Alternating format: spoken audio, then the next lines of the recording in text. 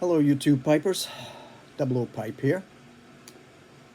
I'm trying something different.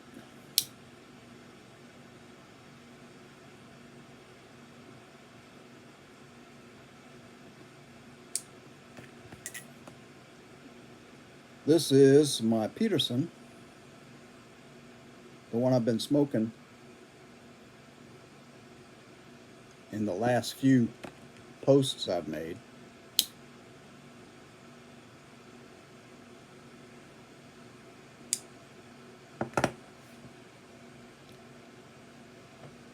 However, this time I'm using the mixture that I made from Paladin Piper's recipe.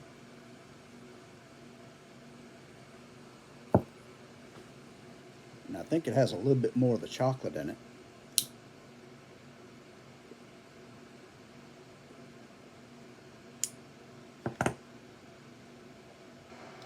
And I think it's just enough more that I like it more.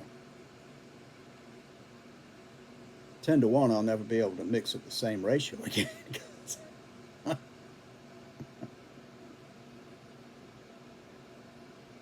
I didn't actually weigh it. I put approximate amounts of the amounts I put in were approximately the same.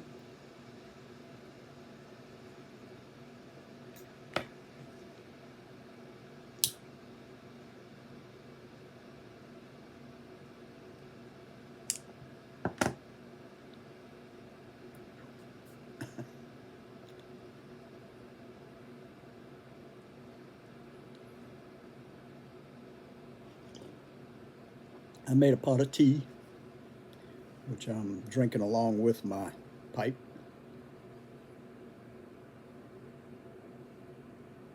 But what I'm trying different is I have the old iPad in front of me. And I'm going to make this video. And when I download it, I'll see how long it takes. And if it doesn't take as long as 41 hours like the last one,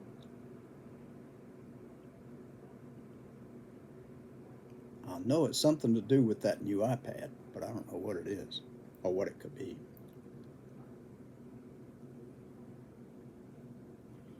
Maybe it's just too futuristic.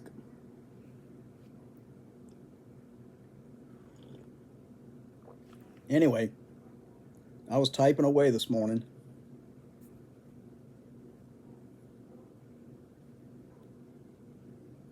And I remembered one evening, had to have been September or October of like 51. Because I wasn't in school yet. I didn't know anything about school. I think I was 6, but no, I was 5.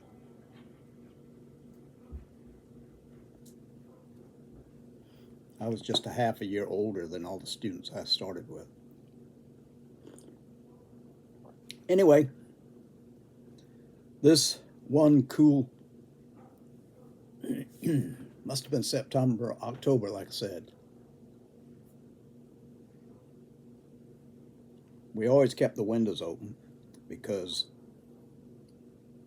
we didn't have air conditioning. And it was a cool evening, so the air coming in was cool. Something you don't hear anymore. But in the far distance, you could hear a train whistle, a lonesome train whistle moving along the tracks way down yonder. Crickets in the background, and a whippoorwill out somewhere across a field calling to a mate. All the settings for a Hank Williams tune.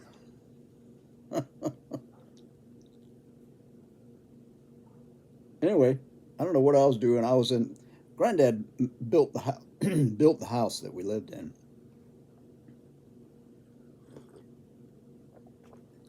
And the bathroom was there. The bedroom that Clyde and I shared was to the left, and my grandparents' bedroom was to the right. And behind me, because I was facing the bathroom, was the dining room. In the floor was one of those under the house furnaces with a wire framework, like a metal window, sitting in the middle of the floor in the middle of the hallway. Very small hall with a telephone in the corner, sitting up on a little shelf. Anyway, I was sitting down, leaning up against the door frame, either reading a comic or playing with a puzzle or something. And the grandparents were in the front room. And as long as we were quiet, they never checked on us. Children were meant to be seen and not heard, and we learned that lesson well. So if I was 5, Clyde was 9. He would be in 3rd grade at good old Riverland Terrace School. And as I was doing whatever I was doing, Clyde came kind of sneaking in there and said, "You want to see something?" And I looked up at him and said, "What?" He said, "Look at this." And he had a little glass jar, a little tiny one, like a tube. And it was full of a gray silvery liquid. And he tilted it, and it didn't adhere to the side of the glass, but mounded up so that it had a rounded surface on the top. And he rolled it back and forth. And I said, "What is that? That's pretty." He said, "It's mercury." I said, "Where'd you get that?" He said, "My science class." I said, "They let you bring that home?" "I got it from my science class." I said, "What you going to do with it?" He said, "Hold out your hand. I want to show you something." So I held my hand out like this. He unscrewed the cap, put it on the floor, took my hand and poured a little bit into my palm. And there was a little silver ball that I moved my palm back and forth, and it kind of rolled. It didn't stick to my hand. It just rolled around in my palm. And I said, "Wow, that's neat." He said, "Yeah, want to see something else?" I said, "Yeah." He said, "Well, give me that back." So he plopped it back in the vial. He said, "Go over there where my drawer is and get some dimes and quarters."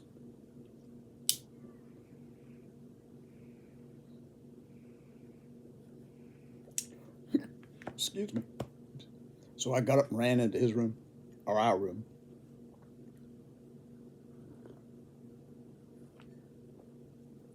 Grabbed a couple of dimes and a couple of quarters. Ran back in there. I said, "What you gonna do with these?" He said, "See how dirty those are? See, they just aren't shiny. And remember when you first got one and it was just as shiny and bright?" I said, "Uh-huh." He said, "Watch." And he took one of the dimes and he poured some of that mercury on top of the dime. And he rubbed it into that side and turned it over and rubbed some into that side. And he said, "Look here." And I looked at that, and it was just as bright and shiny as if he had just gotten it from the government. And I said, "Wow, that's pretty. Can I do one?" He said, "Yeah, you got a dime?" So I put the dime there, and he put a little bit on there, and I just rubbed it back and forth on it and turned it over like he did and rubbed it on there and picked it up. There was nothing left in my hand. It was all on the dime. And I just rubbed it, and it was just as slippery. I said, "Wow, it's just brand new." He said, yeah, looks brand new, doesn't it? He did that on a quarter. Same thing. I said, wow, can I do another dime? He said, well, put it in your hand. I said, get. And he was lowering it, and I kind of went real fast up, thinking I could get to it quicker, and I knocked it out of his hand. Boom! That glass vial fell on the floor. It didn't break, thank goodness. But everything that was in it had spilled out as it was falling. And when it hit the floor, it broke into a million little silver balls rolling across the floor. Some of it went into the mesh of the heater, which we never got again. I said, uh-oh. He said, look what you done now. Jeepers. I said, well, I'm sorry, I didn't mean to.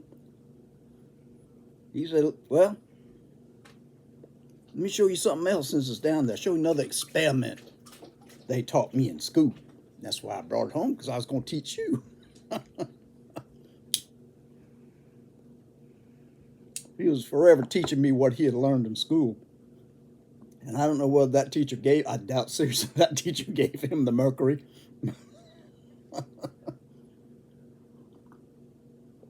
Anyway, he said, don't step on any of that, but step over it and get on that side and kind of roll those balls toward me. Well, I did it. I got my palm down on the floor and started rolling them. And they would run into each other and go boop and make a bigger little circle or bubble or whatever you want to call it. A roly-poly. So we got them all, just kept pushing them together, and all of them just kept bloop, bloop, bloop, joined the other one, and then didn't do anything to it didn't interact with anything else except themselves. Finally, it wasn't a big ball, but it was a big, almost like a tiny lake, except, it kind of came up from the floor. Didn't stick to the floor. I said, now, you can't pick that up with your fingers. He said, I know. I said, well, how are you going to get it back in that vial? Something else I'm going to show you. I said, okay, what? He ran into his room.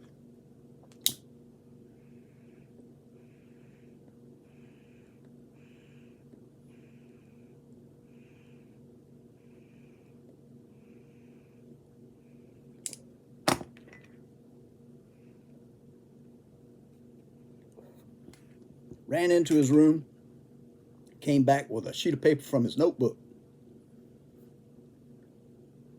He said, now, what I'm going to do is I'm going to put this flat on the floor, and I want you to push that puddle onto the paper. I said, okay. So I was doing that, and it went onto the paper, and he said, now I want you to hold this vial right here. I said, okay. Now he got it in the middle of the paper, and he lifted the paper so they made a valley. And he held his hand under it. I held the vial as still as I could. And he tilted it over the vial, and it just went plunk. Every bit of that stuff that we had splattered all over the floor. Of course, now there were a few left because we didn't see them all. Some rolled under Grandmama's bed. Some fell into the furnace, like I said. And I said, wow, that's something. How'd you get so smart, Clyde? He said, Neff, when you get to be my age and you've had as much learning as I've had, you can't help but be smart.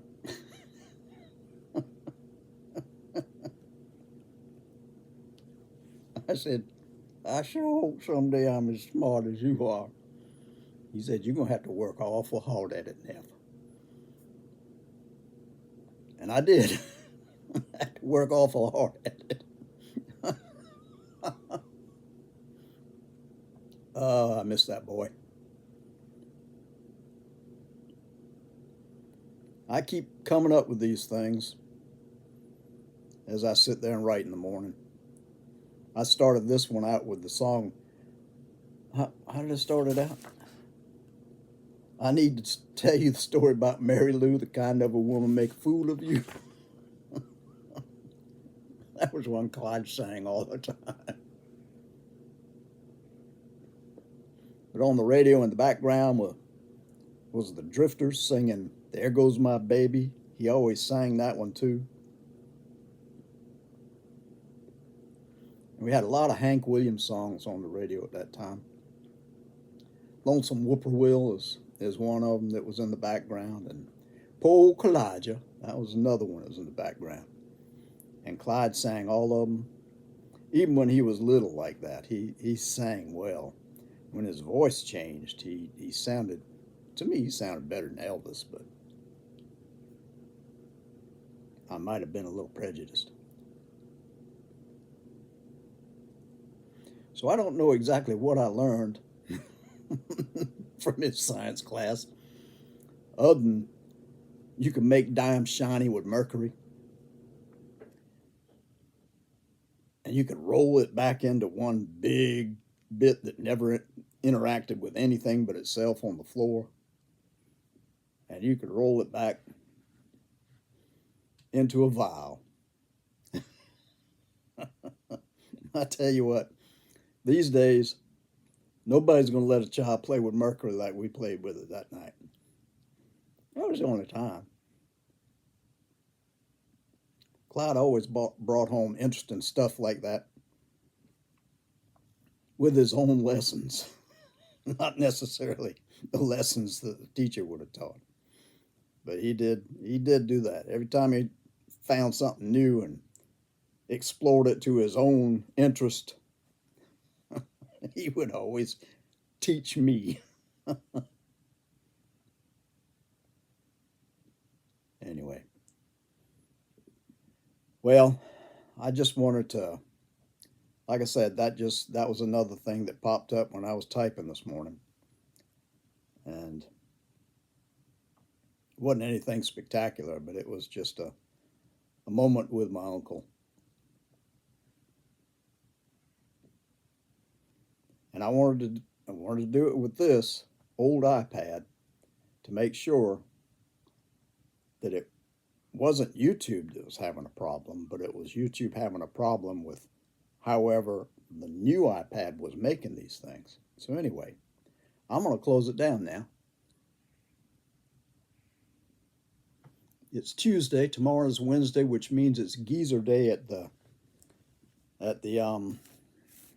grocery store. So I'll be getting up early and going there to get my 5% discount, because every little bit helps these days.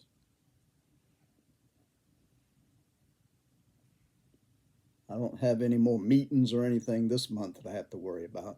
Next month, I got to go to a dermatologist because my doctor said there's something on the top of my head he wants a dermatologist to check out. So I made that appointment. And I've got an appointment to have my car checked out because there's some funny noises in it too. So, hope y'all had a good day. I cut part of the lawn today. I used to be able to cut the whole thing. Now I cut a quarter of it over on the side, just a strip along the side. But I let it grow about that high. So that poor lawnmower had problems getting through it. And I caught the